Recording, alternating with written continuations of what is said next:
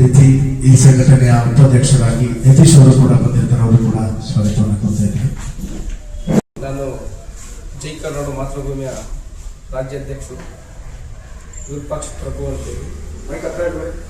ನಮ್ಮ ಜೈ ಕನ್ನಡ ಮಾತೃಭೂಮಿಯ ಒಂದು ಧ್ಯೇಯೋದ್ದೇಶಗಳು ಈ ನಮ್ಮ ನಾಡು ನುಡಿ ಭಾಷೆ ಸಂಸ್ಕೃತಿ ಕಲೆ ಹಾಗೂ ಸಾಹಿತ್ಯ ಸಂಗೀತ ಹಾಗೂ ನಮ್ಮ ಈ ಹೋರಾಟ ನಿಟ್ಟಿನಲ್ಲಿ ನಮ್ಮ ಈ ಗ್ರಾಮಾಂತರ ಬೆಂಗಳೂರು ಗ್ರಾಮಾಂತರ ಕೆಲವು ಕೆರೆಗಳು ಒತ್ತುವರಿ ಜಾಗದಲ್ಲಿ ಮನೆಗಳನ್ನ ಕಟ್ಟಿರ್ತಾರೆ, ಅದ್ರ ಬಗ್ಗೆ ಹೋರಾಟಗಳನ್ನ ಇಟ್ಕೊಂಡಿರ್ತೀವಿ. ಸೊ ಹಾಗಾಗಿ ನಾವು ಈ ಸಂಘದ ಎಲ್ಲ ಜಿಲ್ಲೆಗಳಲ್ಲೂ ಬಲಪಡಿಸಬೇಕಾಗಿ ಮತ್ತು ಮುಂದೆ ಒಂದು ಪ್ರೆಸ್ ಮೀಟ್ ಕರೆದು ನಾವು ಬಾಕಿ ವಿಷಯಗಳನ್ನೆಲ್ಲ ವಿಚಾರ ಮಂಡಿಸ್ಬೇಕಂತ ಇದ್ದೀವಿ. ಹಾಗೆ ನಮ್ಮ ಮತ್ತು ರೈತರ ಪರವಾಗಿ ಹಾಗೂ ಶೋಷಿತರ ಪರವಾಗಿ ನಮ್ಮ ಎಲ್ಲ ಈ ಸರ್ಕಾರಿ ಶಾಲೆಗಳು ಕನ್ನಡ ಚಿತ್ರರಂಗ ಮಟ್ಟದಲ್ಲಿ ಹಾಗೂ ಕನ್ನಡ ಮಾಧ್ಯಮದ ಪರವಾಗಿ ನಾವು ಈ ಸಂಘದ ವತಿಯಿಂದ ಹೋರಾಟವನ್ನು ಮಾಡ್ತೇವೆ. ಯಾರಿಗೂ ಕೂಡ ಮೋಸ ಆಗಬಾರ್ದು. ನಮ್ಮ ಬೆಂಗಳೂರಿನಲ್ಲಿ ಕನ್ನಡ ಸ್ವಲ್ಪ ಮಟ್ಟಿಗೆ ಕಡಿಮೆ ಆಗಿರೋದ್ರಿಂದ ನಾವು ಈ ಸಂಘನ ಉದ್ದೇಶಿಸಿ ಇದನ್ನ ಬಲಪಡಿಸಿದಂತೆ ಎಲ್ಲರಿಗೂ ಒಳ್ಳೇದು ಮಾಡ್ಕೋಬೇಕಂತೇಳಿ ಮುಂದಿನ ಪ್ರೆಸ್ ಮೀಟಲ್ಲಿ ನಾವು ಹೇಳ್ತೀವಿ. ಅಂತ ಹೇಳಿ ನನ್ನ ಹೆಸರು ಹುರುಡಿಯಿಂದ.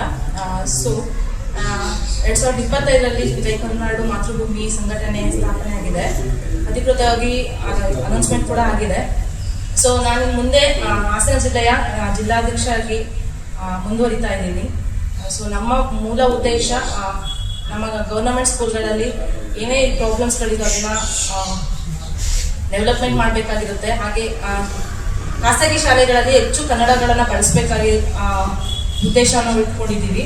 ಹಾಗೆ ಯಾವುದೇ ಬೇರೆ ಕಡೆಯಿಂದ ಬಂದಿರೋ ವಲಸಿಗರು ಅತಿ ಕಡಿಮೆಯಲ್ಲಿ ಕನ್ನಡನ ಮಾತಾಡ್ತಾ ಇದ್ದಾರೆ.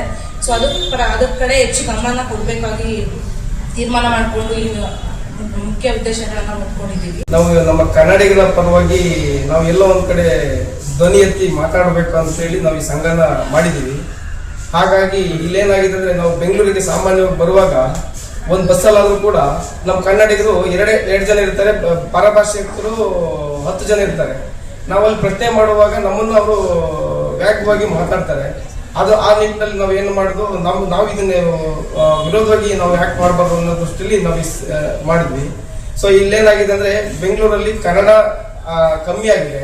ಆ ಕನ್ನಡ ಕಮ್ಮಿ ಆಗಿರೋದ್ರಿಂದ ನಾವೇನ್ ಮಾಡ್ಬೇಕು, ನಾವು ಕನ್ನಡಿಗರಿಗೆ ಎಷ್ಟು ಆದ್ಯತೆ ಕೊಡ್ತೀವಿ ಅನ್ನೋದನ್ನ ನಾವು ಈ ಸಂಘದಲ್ಲಿ ನಾವು ಮಾಡ್ಬೇಕು ಅಂತ ಹೊರಟಿದ್ದೀವಿ.